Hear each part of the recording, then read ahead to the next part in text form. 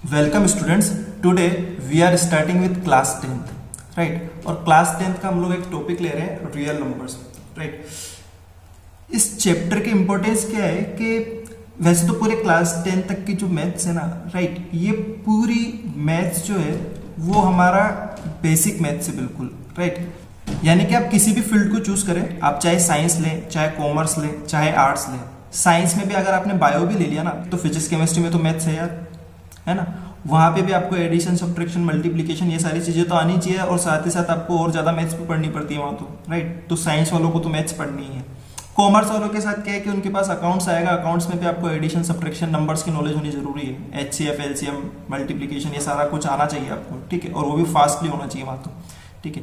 Arts ले लिया आपने, और अगर आपने आर्ट्स लेने के बाद भी, जैसे मान लो जब आप कैरियर ऑप्ट करते हो, ठीक है, आज के टाइम पे तो जब भी आप कैरियर ऑप्ट कर रहे होंगे तो कोई ना किसी कंपटीशन एग्जाम को आप दे रहे होंगे। उस कॉम्पिटिटिव एग्जाम में भी रीजनिंग और मैथ्स के नाम से एटलीस्ट 10 to 20 क्वेश्चंस तो हर एग्जाम में इंडिया में होते हैं, राइट। और उन 10 to 20 क्वेश्चंस में एक या दो क्वेश्चंस तो आपको नंबर्स रिलेटेड जरूर मिलेंगे। नंबर से रिलेटेड क्वेश्चंस वहां जरूर मिलेंगे, जैसे सिंप्लीफिकेशन पे बेस्ड हो गया, परसेंटेज पे बेस्ड हो गया, ठीक है। तो वहाँ नंबर्स की नॉलेज होना काफी जरूरी है। आपको डेसिमल पता होना चाहिए, ठीक है, पॉइंट्स वाले नंबर्स पता होना चाहिए, कैसे ऐड करेंगे, कैसे सब्ट्रैक्ट करेंगे, राइट। तो चैप्टर काफी इंपॉर्टेंट है, right. Without doing any further delay, let's start with the topic. अभी तक हम लोगों ने क्या क्या देखा है उसको एक बार रिवाइज कर लेते हैं, राइट। सबसे पहले स्टार्टिंग में हमने देखे थे natural numbers, right. Natural numbers हमें कैसे याद करवाए जाते थे? हमारे पेरेंट्स हमसे पूछते थे, how many fingers do you have, how many nose do you have, how many ears do you have, right. तो हम लोग जवाब दे देते थे 5, 1, 2, राइट। सो 1, 2, 3, 4, 5 ये सारे नेचुरल नंबर्स हुआ करते थे, right. Counting numbers, right, counting numbers, ठीक है। Most of the students learn this counting numbers through their parents, right. ना होल नंबर्स, होल नंबर्स क्या होता है? तो होल नंबर्स में क्या होगा कि इन नेचुरल नंबर्स के साथ एक जीरो और ऐड कर दिया, राइट। तो ये सेट कंप्लीट सा लगने लगा हमें, राइट, कि जीरो भी तो एक नंबर होता है यार, तो जीरो को तो कहीं इंक्लूड किया ही नहीं था, राइट। सो होल नंबर्स में हमने जीरो को भी इंक्लूड कर दिया, राइट।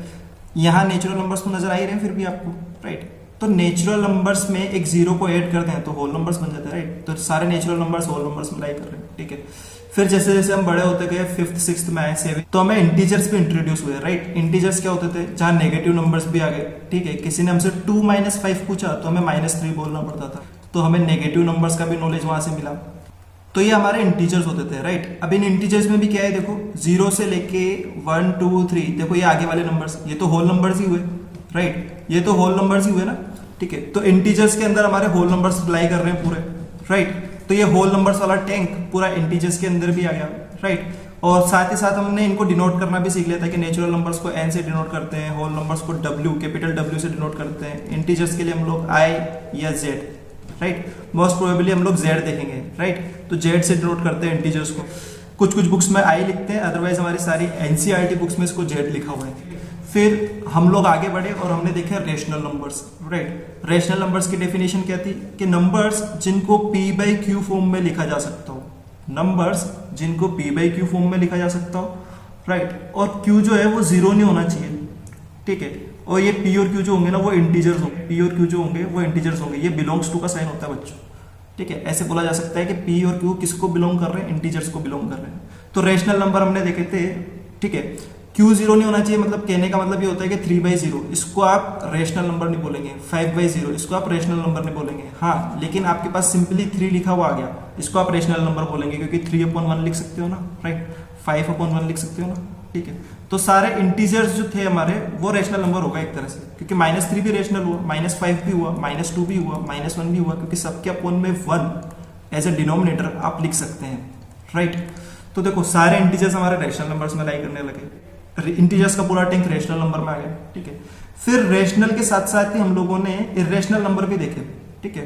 क्योंकि रेशनल और इरेशनल का जो इंट्रोडक्शन हुआ था ना हमारा, वो कुछ ऐसे हुआ था कि इरेशनल जो नंबर्स होते हैं उनको P/Q फॉर्म में नहीं लिख सकते, right. This numbers can not be written in P/Q form. तो P/Q में कौन से नंबर नहीं लिख सकते? तो जो नॉन टर्मिनेटिंग और नॉन रिपीटिंग नंबर हुआ करते थे हमारे, नॉन टर्मिनेटिंग और नॉन रिपीटिंग नंबर्स हुआ करते थे हमारे, उनको हमने इरेशनल नंबर का नाम दे दिया था, ठीक है। और मोस्ट फेमस एग्जांपल हमारा नॉन टर्मिनेटिंग का √2, ठीक है। हमने जो इरेशनल नंबर्स देखे थे उसमें √2 लिखा था, √3 लिखा था, √5, √6, √7, these all are irrational numbers, right. So हमने रेशनल और इरेशनल नंबर देखे थे, राइट। अब ये जो रेशनल और इरेशनल नंबर, ये इरेशनल नंबर और ये रेशनल नंबर, इन दोनों का टैंक जो मिलेगा ना तो पूरा रियल नंबर्स बन जाएगा हमारा। रेशनल नंबर सारे, इरेशनल नंबर सारे, तो ये सारे मिलकर क्या फॉर्म कर रहे हैं, हमारा रियल नंबर्स फॉर्म कर रहे हैं। सो देखो चैप्टर में हमें ये पूरा डिस्कस करना है, ठीक है। रियल नंबर से जुड़े हम कुछ और कॉन्सेप्ट्स देखेंगे। हमने रेशनल और इरेशनल नंबर अच्छे से समझ लिया है, राइट। अब रियल नंबर से जुड़े कुछ और इंटरेस्टिंग कॉन्सेप्ट्स हम लोग देखने वाले हैं। इस चैप्टर में जाने से पहले कुछ टर्म्स है जिनसे हम गो थ्रू हो जाएंगे ना, राइट। तो हमें चैप्टर समझने में ज्यादा अंडरस्टैंडिंग आएगी, राइट। देखो क्या है ना कि मैं आपसे पूछूं कि इन 1 to 50 में मुझे 2 के मल्टीपल्स बताओ, 2 के मल्टीपल्स बताओ, तो आपने 2 को डार्क किया, फिर आप 3 को छोड़ोगे, 4 को डार्क करोगे, फिर मैं पूछूंगा 2 का मल्टीपल 1 को बताओ, तो आप 6 को भी डार्क करोगे, 8 को भी डार्क करोगे, 10 को भी डार्क करोगे, आप सारे 2 के मल्टीपल्स डार्क कर दोगे, राइट। अच्छा ये 3 2 का मल्टीपल नहीं है, राइट। क्या है ये 2 के मल्टीपल से 1 जाता है।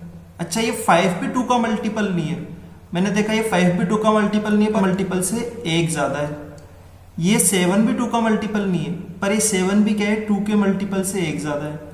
ये 9 भी 2 का मल्टीपल नहीं है, लेकिन ये 9 भी 2 के मल्टीपल से 1 ज्यादा है, राइट। तो यहाँ तो हर नंबर के साथ हर 2 नंबर्स में से क्या हो रहा है कि एक नंबर तो 2 का मल्टीपल है, फिर एक 2 का मल्टीपल नहीं है, फिर एक 2 का मल्टीपल है, फिर एक 2 का मल्टीपल नहीं है, और जो 2 का मल्टीपल नहीं है वो 2 के मल्टीपल से 1 ज्यादा है कहीं ना कहीं। तो देखो हम लोग क्या कर सकते हैं कि सारे नंबर्स को 2 के मल्टीपल की फॉर्म में लिखते हैं, या 2 के मल्टीपल में एक नंबर ऐड कर दें, राइट। तो क्या हम सारे नेचुरल नंबर्स लिख पाएंगे क्या? देखो हमने ये नंबर ले लिया 34 35, अब ये क्या है, ये 2 का मल्टीपल है, ये 2 का मल्टीपल नहीं है। फिर हमने एक और नंबर ले लिया 36, ये फिर 2 का मल्टीपल है, ये 2 का मल्टीपल से 1 ज्यादा है, ये 2 का मल्टीपल है, ये 2 के मल्टीपल से 1 ज्यादा है, राइट। तो क्या हम सारे नेचुरल नंबर को इन फॉर्म में लिख सकते हैं क्या, 2m और 2m+1? फिर से देखो एक और चीज देखो अब, ठीक है, क्या कि सपोज बोला कि 3 के मल्टीपल सर्किल करके आओ, राइट। तो ये 3 का मल्टीपल, फिर ये 6 भी 3 का मल्टीपल, फिर ये 9 भी 3 का मल्टीपल, फिर ये 12 भी 3 का मल्टीपल, फिर ये 15 भी 3 का मल्टीपल, फिर ये 18 भी 3 का मल्टीपल, 21 24, राइट। तो मैं ऐसे 3 के मल्टीपल्स स्टार्ट करना स्टार्ट कर दिया, राइट। फिर मैंने देखा ये 4 क्या है, तो ये 4 3 के मल्टीपल से 1 ज्यादा है, राइट। फिर मैंने देखा ये 5 क्या है, तो ये 3 के मल्टीपल से 2 ज्यादा है। फिर ये 3 के मल्टीपल से 1 ज्यादा है 7। फिर ये 8 क्या है कि 8 3 के मल्टीपल से 2 ज्यादा है, ये 3 के मल्टीपल से 1 ज्यादा है, ये 3 के मल्टीपल से 2 ज्यादा है, राइट। 9 3 का मल्टीपल है, 9 के आगे 10 आएगा तो ये 3 के मल्टीपल से 1 ज्यादा हुआ। ये 11 कैसा है, तो 9 से 2 ज्यादा है ना, यानी कि 3 के मल्टीपल से 2 ज्यादा है, राइट। ये 12 कैसा है, ये तो खुद 3 का मल्टीपल है। ये 13 कैसा है, ये 13 3 के मल्टीपल से 1 ज्यादा है।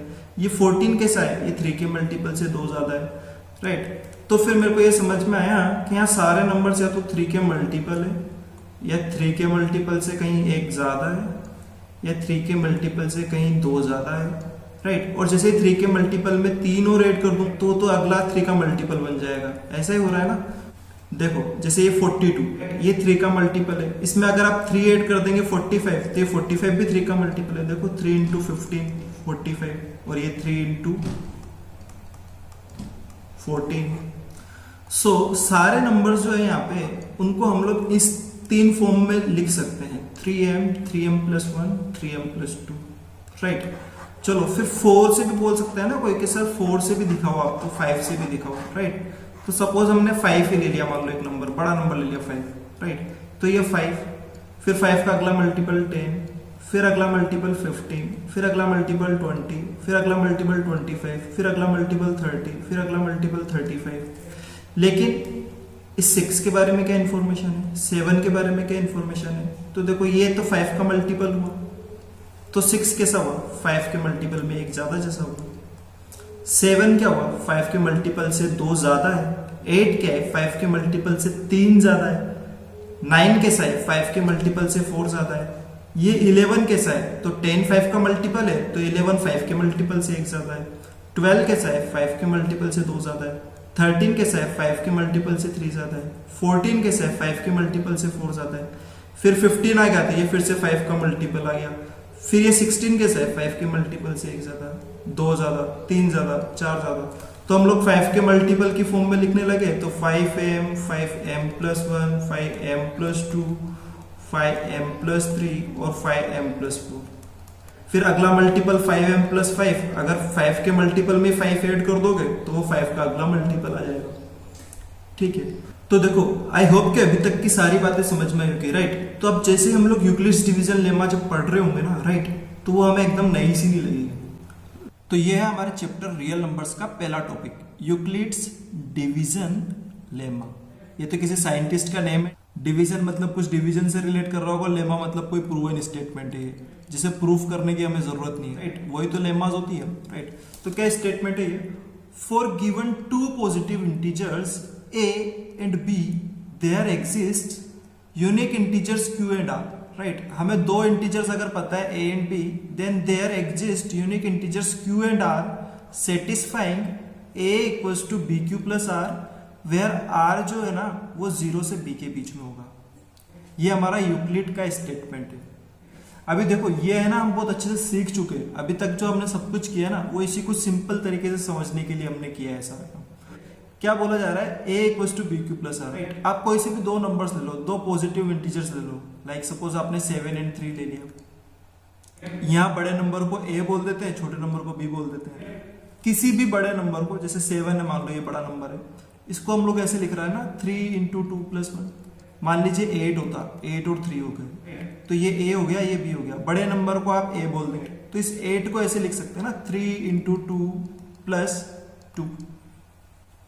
तो क्या हो रहा है, देखो a अगर 7 है, b अगर 3 है, तो कोई q मिल रहा है, दैट इज 2, कोई r मिल रहा है, दैट इज 1। अगर 8a है, 3b है, देन 2 हमें क्या मिल रहा है, q, एंड ये वाला 2 क्या है, r। ठीक है, this r is nothing but a reminder, right. अगर आप इस 8 को 3 से डिवाइड करेंगे ना, राइट, सो 3 2 6, ये तो क्वोशिएंट बना, इसलिए इसको q लिखा जा रहा है, राइट। ये देखो यहाँ पे q है, और जो रिमाइंडर मिला उसे 2 लिख रहे हैं हम लोग। इसीलिए हमने यह रेस्ट्रिक्शन लगाई है कि जो रिमाइंडर होगा, जो r होगा, वो b से तो छोटा होगा, पक्की बात है। जो डिवीजर होता है उसी से छोटा ही तो रिमाइंडर आता है हमारा, तब तक ही तो हम लोग डिवाइड करते हैं, और वो 0 भी हो सकता है। जैसे सपोज और बड़ा नंबर ले लिया, मान लो 54 ले लिया, और एक नंबर ले लिया, मान लीजिए आपने 7। अब अगर आप 54 को 7 से डिवाइड करें तो आप क्या लिखेंगे, 7 7 से 49, रिमाइंडर आया आपका 5।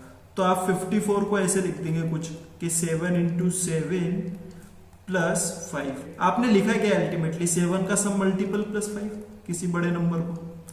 तो जितने भी बड़े नंबर्स हैं, अगर उनको एक छोटे नंबर के मल्टीपल के फॉर्म में लिखना हो तो वो इसी तरह से तो कुछ मिलेंगे ना। जैसे सारे नंबर्स 2m या 2m plus 1 फॉर्म के हुआ करते थे हमारे, राइट। हमने ऐसे लिखा था ना 1 2 3 4 5 6 7 8। तो यहाँ ये 2 के मल्टीपल है, और ये 2 के मल्टीपल से 1 ज्यादा है 3। ये 5 जो है वो 2 के मल्टीपल से 1 ज्यादा है। ये जो 7 है वो 2 के मल्टीपल से 1 ज्यादा है, राइट। इसी तरह से जो 54 है, राइट, ये जो 54 है ये 7 के मल्टीपल से 5 ज्यादा है। तो ये हमारी यूक्लिड डिवीजन लेमा कर रही है, राइट। क्या कर रही है कि बड़ा नंबर ले लो, मान लो 1000 ले लिया आपने, एक बड़ा नंबर ले लिया, इसका 7 से अगर कुछ रिलेशन दिखाना है, अगर इसको 7 के टर्म्स में लिखना है, राइट, तो हम कैसे लिखेंगे, 7 1 से 7, इसको डिवाइड कर लेते हैं पहले तो 30, 7 4 से 28, फिर 2 0 7 2 से 14, राइट, एंड यहाँ आ जाएगा रिमाइंडर 6। तो हम 1000 को ऐसे लिख सकते हैं कि 7 का सम मल्टीपल प्लस 6, राइट। यही बेसिक कॉन्सेप्ट हम आगे जब हमारे क्वेश्चंस आएंगे वहां यूज ले रहे होंगे इसको, ठीक है। यूक्लिड डिवीजन लेमा से यूक्लिड डिवीजन एल्गोरिथम बनेंगे, राइट, उसको भी हम लोग देखेंगे, ठीक है। तो ये बात मेरे ख्याल से काफी क्लियर होगी आपको कि हम लोग कोई भी नंबर है, जैसे मान लीजिए हम लोग 3 का मल्टीपल देखा है हमने, या फिर 3 के मल्टीपल से उसको 1 ज्यादा देखा है, या 3 के मल्टीपल से उसको 2 ज्यादा देखा है। कोई भी नंबर है तो उसे हमने या तो 4 का मल्टीपल माना है, या 4 के मल्टीपल से 1 ज्यादा है, या 4 के मल्टीपल से 2 ज्यादा है, या 4 के मल्टीपल से 3 ज्यादा है। पूरी इंटीजर फैमिली को इसने डिनोट कर दिया, पूरी इंटीजर फैमिली को इसने भी डिनोट कर दिया, पूरी इंटीजर फैमिली को इसने भी डिनोट कर दिया, 2m और 2m+1। कोई इंटीजर बच सकता है क्या इनसे?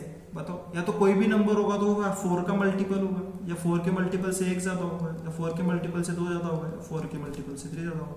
4 के मल्टीपल से 4 ज्यादा होता ही वो तो फिर से एक 4 का नया मल्टीपल बन गया, और n लिख सकते हैं हम लोग। तो अब ना इसी लेमा का यूज लेते हुए हम लोग एक एल्गोरिदम जनरेट करेंगे, राइट। और वो हमारा नेक्स्ट टॉपिक होगा Euclid division algorithm. Euclid's division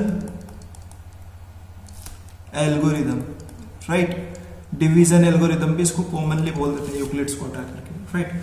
so Euclid division algorithm, यहाँ क्या है ना, यहाँ आपको अब दो बातें याद रखनी है, राइट। एक तो क्या कि किसी भी नंबर को आप एक तो इस फॉर्म में लिख पा रहे हो BQ + R फॉर्म में, कोई भी दो इंटीजर्स के लिए आपको यूक्लिड्स लेमा अप्लाई करते आता है कि मैंने 10 और 7 बोल दिया तो आप 10 = 7 × 1 + 3 ऐसे लिख देंगे, राइट। Q and R आपको फाइंड करना आता है ना, ठीक है। और दूसरी बात आप क्या याद रखेंगे, राइट, ये HCF फाइंड करने के लिए यूज होती है, राइट। यूक्लिड्स डिवीजन एल्गोरिदम जो है वो HCF फाइंड करने के लिए यूज होती है, ठीक है। तो A = BQ + R में अब आप इस बात को ध्यान रखना क्या कि HCF of A and B is same as HCF of B and R, right. ये बात आपको बड़े अच्छे से ध्यान रखनी पड़ेगी, ठीक है। क्या कहना चाह रहे हैं देखो, बहुत अच्छे से समझना। सपोज आपने दो नंबर ले लिए 15 और 6, राइट। इस 15 को ऐसे लिख सकते हो ना 6 × 2 + 3, राइट। अब आप 15 और 6 का HCF फाइंड करने का सोच रहे हो ना, राइट। तो 15 और 6 का HCF हम अभी तक कैसे फाइंड करते थे, दैट इज 3 × 5, और 6 को लिख दिया करते थे 2 × 3। तो हाईएस्ट कॉमन फैक्टर, तो हाईएस्ट कॉमन क्या आ रहा है हमारे पास 3, तो हाईएस्ट कॉमन फैक्टर 3 हुआ करता था और HCF का आंसर हमारा 3 हो जाया करता था। तो वही HCF फाइंड करने के लिए यहाँ पे क्या कर रहे हैं, यूक्लिड्स लेम्मा का यूज ले रहे हैं। यूक्लिड्स लेम्मा का कैसे यूज ले रहे हैं कि 15 और 6 दो नंबर है जिनका हम HCF फाइंड करने वाले हैं। तो 15 को पहले तो ऐसे लिख दिया 6 × 2 + 3, राइट। अब क्या है कि 15 और 6 इनका HCF जो होगा ना वो इस 6 और 3 के HCF के इक्वल होगा, राइट। ये जो डिवीजर और जो रिमाइंडर आया ना इनका HCF ले लो। तो अब फिर से आप क्या करोगे, 6 और 3 में यूक्लिड डिवीजन लेमा लगाओगे, राइट। कैसे, 6 can be written as 3 × 2 + 0, right. Reminder 0 आ गया, इसका मतलब है कि 6 और 3 में जो हाईएस्ट कॉमन फैक्टर होगा वो 3 होगा, क्योंकि 3 से डिवाइड करने से रिमाइंडर 0 आ रहा है, तो 3 6 का एक फैक्टर होगा।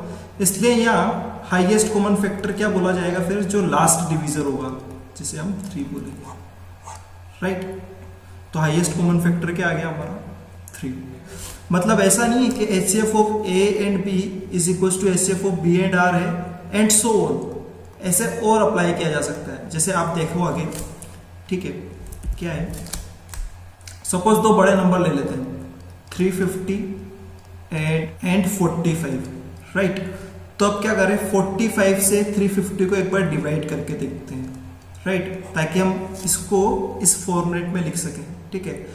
तो 45 7 चेक कर रहे हैं हम लोग, ठीक है। 45 8 360 होता है, तो 45 7 चेक करोगे ना तो 7 4 28 और 3 31, राइट। तो 3 1 5, 45 से कितने टाइम्स डिवाइड हुआ था, 7 times, right. So 350 can be written as, ठीक है, या ये मेंशन कर दो कि आपके 350 is greater than 45, that's why 350 can be written as 45 × 7 plus reminder क्या आया था 35, ठीक है। So 35, right.